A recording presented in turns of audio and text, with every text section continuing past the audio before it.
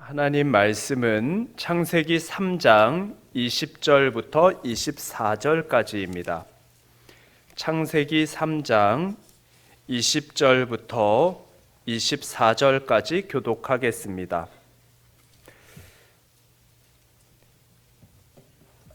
(20절) 제가 먼저 읽겠습니다. 아담이 그의 아내의 이름을 하와라 불렀으니 그는 모든 산자의 어머니가 됨이더라. 여호와 하나님이 아담과 그의 아내를 위하여 가죽옷을 지어 입히시니라. 여호와 하나님이 이르시되 보라, 이 사람이 선악을 아는 일에 우리 중 하나같이 되었으니 그가 그의 손을 들어 생명나무 열매도 따먹고 영생할까 하노라 하시고, 여호와 하나님이 에덴 동산에서 그를 내보내어 그의 근원이 된 땅을 갈게 하시니라. 함께 읽겠습니다. 이같이 하나님이 그 사람을 쫓아내시고 에덴 동산 동쪽에 그룹들과 두루 도는 불칼을 두어 생명나무의 길을 지키게 하시니라. 아멘. 오늘 말씀의 제목은 죄의 수치를 덮으신 하나님입니다. 죄의 수치를 덮으신 하나님. 하나님께서 선악과를 먹음으로 죄를 지은 아담과 하와 뱀을 심판하셨습니다. 그 마지막 부분이 19절에 너는 흙이니 흙으로 돌아갈 것이니라 하시니라 라고 마칩니다. 여기 흙으로 돌아간다는 것은 인간의 죽음을 의미합니다. 이 죽음은 아담과 하와에게만 임한 것이 아니라 모든 인간에게 닥친 것입니다. 이는 인류의 대표인 아담이 범죄했기 때문에 모든 인류가 아담 안에서 죄를 범한 것과 같고 그 결과로 죄의 형벌인 죽음을 겪게 된 것입니다. 로마서 5장 12절에 그러므로 한 사람으로 말미암아 죄가 세상에 들어오고 죄로 말미암아 사망이 들어왔나니 이와 같이 모든 사람이 죄를 지었으므로 사망이 모든 사람에게 이르렀느니라 라고 했습니다. 뱀과 하와와 아담에 대한 하나님의 심판의 내용은 이처럼 죽음으로 끝이 납니다. 그러나 20절에서 아담은 그의 아내가 모든 산자의 어머니가 될 것을 기대하며 그녀를 뭐라고 부르죠? 하와라고 부릅니다. 20절 같이 읽어볼까요? 아담이 그의 아내의 이름을 하와라 불렀으니 그는 모든 산자의 어머니가 됨이더라. 아멘.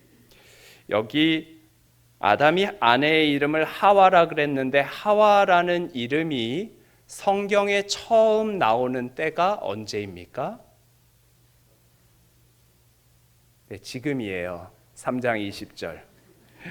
3장 20절 이전의 남자는 흙을 의미하는 단어에서 유래한 아담으로 불리거나 단순히 남성을 뜻하는 이쉬라고 불렸습니다. 반면에 여자는 이쉬의 여성형인 이샤라고 불렸습니다.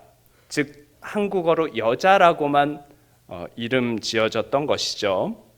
그런데 3장 20절에 여자는 처음으로 하와라고 불리게 되었습니다.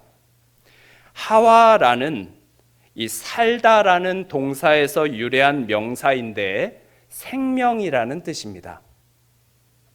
3장 20절에 아담이 그의 아내의 이름을 하와라 불렀으니라고 했고 원문에는 왜냐하면이라는 접속사가 나타납니다. 곧 아담이 아내를 하와, 곧 생명이라고 부른 이유는 왜 그렇다고 하죠? 그는 모든 산자의 어머니가 됨이더라 라고 해서 자신의 아내가 산자의 어머니가 될 것이기에 생명이라고 부른다고 하는 거죠. 여자는 뱀의 유혹에 넘어가 선악과를 먹었고 남편 아담에게도 주어 먹게 했습니다. 인류의 죄가 들어온 것은 대표자인 아담의 범죄였지만 어떤 면에서 죄의 시작은 여자로부터라고도 할 수 있습니다. 그러나 여자가 생명이라는 의미의 하와라는 이름을 받은 것은 그 이름 자체가 희망을 품고 있는 것이죠. 그런데 20절 하반절에 그는 모든 산자의 어머니가 됨이니라에서 이 됨이니라는 동사가 미래형일까요? 아니면 완료형일까요? 하와는 아직 자녀가 없습니다. 그렇기 때문에 모든 산자의 어머니가 될 것이다 라는 미래형을 써야 자연스러운데 마치 이미 산자의 어머니가 된 것처럼 완료형으로 기록되어 있습니다. 이러한 히브리어의 표현 방식을 예언적 완료라고 하고 예언서에 많이 나타납니다. 이러한 완료형은 미래에 일어날 일이지만 반드시 이루어질 것이라는 하나님 말씀이니까 반드시 이루어질 것이라는 예언적 의미를 담고 있는 것이죠. 따라서 본문 20절에 아담이 아내가 산자의 어머니가 될 것이므로 그녀에게 생명을 의미하는 하와라는 이름을 지어준다고 한 사실은 반드시 그렇게 되리라는 그의 믿음을 반영한 것입니다. 아담은 선악과를 먹으면 반드시 죽으리라는 하나님의 명령을 어겼고 사망의 두려움에서 떨고 있었습니다. 그러나 그는 그 상황이 끝이 아니라고 믿었던 것이죠. 아담은 자신과 아내가 인류의 마지막이 아니라 아내가 모든 산자의 어머니가 될 것이라고 확신했습니다. 그의 믿음은 그가 죄를 지은 후 에덴 동산에서 서늘한 바람으로 떨고 있었던 그 순간에도 그를 버리지 않고 찾아오신 하나님의 사랑에 근거한 것입니다. 그리고 다시 찾아오신 하나님께서 여자의 후손을 통해 뱀의 머리를 상하게 곧 부술 것이라는 그리스도에 대한 하나님의 약속에 대한 신뢰를 바탕으로 한 것이죠. 아담은 하나님께서 찾아오신 그 하나님의 사랑과 하나님께서 그리스도를 약속하신 그 약속을 신뢰함으로 자신의 아내를 생명이라고 불렀던 것입니다. 우리는 실수하고 때로 실패합니다. 실수하지 않고 실패하지 않는 사람이 어디 있겠습니까? 많은 신앙의 선조가 실패를 겪었습니다. 아브라함이 그랬고 이삭이 그랬으며 다윗도 역시 실패한 경험이 있습니다. 그러나 하나님은 실패하지 않으시는 거죠. 그리고 그 하나님은 우리를 포기하지 않으시는 줄 우리는 믿습니다. 이사야 42장 3절 같이 읽겠습니다. 이사야 42장 3절 상한 갈대를 꺾지 아니하며 꺼져가는 등불을 끄지 아니하고 진실로 정의를 시행할 것이며 누가 그렇게 한다는 것일까요? 하나님이. 상한 갈대 보셨습니까? 갈대도 하늘하늘한데 상한 갈대는 얼마나 힘이 없겠어요. 근데 상한 갈대도 하나님 꺾지 않으신다는 거죠. 예전에 등불이 뭐 얼마나 밝았겠습니까? 근데 꺼져가는 등불이니까 그냥 훅 하고 바람만 불어도 꺼질 텐데 하나님께서는 끄지 않는다는 것이죠. 이 비유를 통하여서 하나님은 우리가 실패하고 때로 넘어져도 하나님 버리지 않으시고 붙드시고 다시 일어나게 해주신다는 말씀입니다. 우리는 이 하나님의 사랑, 이 하나님의 붙드심을 믿습니다. 하와라는 이름에는 생육하고 번성하여 땅에 충만하라는 하나님의 약속이 담겨 있습니다. 비록 아담과 하와는 실패했지만 하나님은 그들을 통해 하나님 약속하신 것을 변함없이 이루어 가실 것입니다. 21절도 20절과 어떤 면에 연결된다 할 수 있습니다. 같이 읽겠습니다. 여호와 하나님이 아담과 그의 아내를 위하여 가죽옷을 지어 입히시니라. 아멘. 하나님께서 아담과 하와를 위해 가죽옷을 지어 입히셨습니다. 그들은 가죽옷을 입기 전에 무엇을 두르고 있었나요? 무화과 나무 잎으로 만든 옷을 두르고 있었습니다. 그들이 옷을 만들어 입은 이유는 그들의 부끄러움, 즉 죄의 수치를 덮어보려고 한 것입니다. 3장 7절에 이에 그들의 눈이 밝아져 자기들이 벗은 줄을 알고 무화과 나무 잎을 엮어 치마로 삼았더라 라고 했습니다. 아담과 하와는 죄를 지은 후에 부끄러움을 느꼈고 수치스러웠고 그 수치를 가려보고자 자신들의 손으로 만든 무화과 나무 잎으로 만든 옷을 둘렀던 것이죠. 그러나 그것이 얼마나 같겠습니까? 결국은 시들고 말라서 결국 제 역할을 할 수 없었겠죠. 창세기 3장 7절은 아담과 하와가 무화과 나무 잎으로 자기들 옷을 만들어 입은 것이지 않습니까? 그것과 3장 21절 지금 읽은 하나님께서 가죽옷을 지어서 입혀준 것은 대조됩니다. 3장 7절에서 아담과 하와는 그들의 수치를 덮기 위해서 무화과 나무 잎으로 그들을 덮었지만 21절에서 그들은 가죽옷으로 덮여졌습니다. 7절에서 무화과 나무 잎은 그들 스스로 덮은 것이지만 가죽옷은 다른 대상에 의해 덮여진 것이죠. 무화과 나무 잎은 인간이 만든 덮개였지만 가죽옷은 하나님께서 친히 지으신 덮개였습니다. 아담과 하와는 그들의 죄와 수치를 스스로 가릴 수 없었습니다. 그들에게는 하나님의 덮는 손길이 필요했던 것이죠. 죄인은 스스로 구원할 수 없습니다. 그 수치를 스스로 가릴 수 없는 것이죠. 따라서 반드시 구원의 손길이 필요합니다.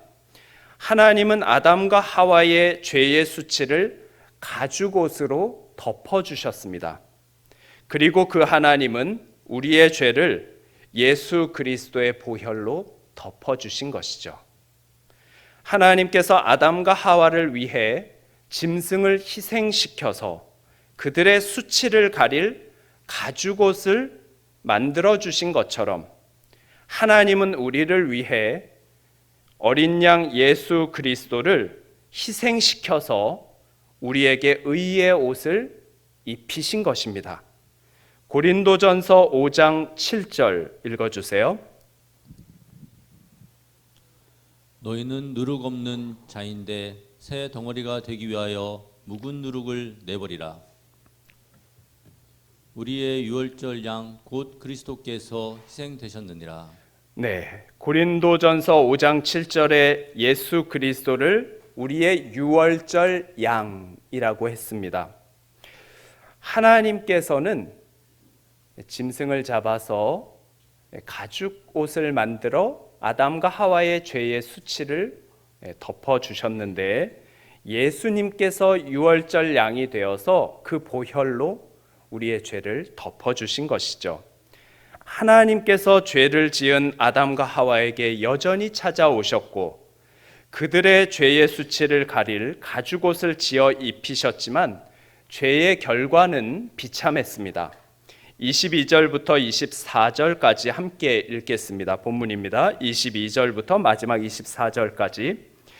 여호와 하나님이 이르시되 보라 이 사람이 선악을 아는 일에 우리 중 하나같이 되었으니 그가 그의 손을 들어 생명나무 열매도 따먹고 영생할까 하노라 하시고 여호와 하나님이 에덴 동산에서 그를 내보내어 그의 근원이 된 땅을 갈게 하시니라. 이같이 하나님이 그 사람을 쫓아내시고 에덴 동산 동쪽에 그룹들과 두루 도는 불칼을 두어 생명나무의 길을 지키게 하시니라. 아멘. 죄의 결과는 비참합니다. 하나님께서 어떠한 죄도 용서하시는 사랑을 보이시지만 그 죄의 결과는 우리가 담당해야 하는 것이죠. 이 결과로 사람은 생명나무에 접근할 수 없게 되었습니다. 하나님은 사람이 이제 선악을 아는 면에서 우리와 같은 곧 천상의 존재와 같은 상태에 이르렀다고 말씀하십니다. 그러나 사람은 천상의 존재가 가진 모든 특성을 가질 수는 없습니다. 특히 영생을 누릴 수 없습니다. 하나님은 사람이 손을 뻗어 생명나무의 열매를 따먹고 영생에 이를까 염려하셨습니다. 그래서 그들을 에덴 동산에서 쫓아내어 영생나무의 열매를 얻으려는 시도조차 할 수 없게 하신 것이죠. 본문 23절에 기록된 것처럼 하나님은 아담과 하와를 기쁨의 동산인 에덴에서 쫓아내십니다. 하나님께서는 아담과 하와를 에덴 동산에서 내보내신 후 토지를 갈게 하셨습니다. 따라서 범죄 이후에도 인간은 여전히 땅을 경작할 권리를 가지고 있었으며 비록 범죄 이후에 땅이 가시덤불과 엉겅퀴를 내어서 수고하고 땀을 흘려야 소산을 얻을 수 있었지만 이 경작과 일하는 것은 여전히 창조의 목적인 것이죠. 24절에 이같이 하나님이 그 사람을 쫓아내시고 라고 했습니다. 여기 쫓아내다라는 이 단어가 성경에 이혼하다라고 번역되기도 하는 단어로 인연을 끊는 것을 뜻합니다. 본문에서 이 동사는 히브리어 동사의 7개 형태 중에 강조형으로 쓰여서 하나님께서 인간과의 관계를 완전히 단절한 것을 보여줍니다. 하나님은 이처럼 죄에 대해서 반드시 심판하시고 그 심판은 매우 엄정합니다. 하나님은 사랑이시고 우리에게 은혜를 베푸시며 다시 기회를 주시는 분이지만 죄의 결과 그로 인한 무서운 형벌은 자신이 감당해야 하는 것이죠. 그러므로 우리는 은혜로 구원받았고 여전히 하나님의 은혜 가운데 살지만 죄를 짓지 않도록 해야 하겠고 하나님께서 지었다면 하나님께서 다시 기회를 주실 것이니까 회개하고 돌이켜야 하겠습니다. 하나님은 아담과 하와를 에덴 동산에서 쫓아낸 후 그 동편의 그룹들과 두루 도는 불칼을 두어서 동산을 지키게 하셨습니다.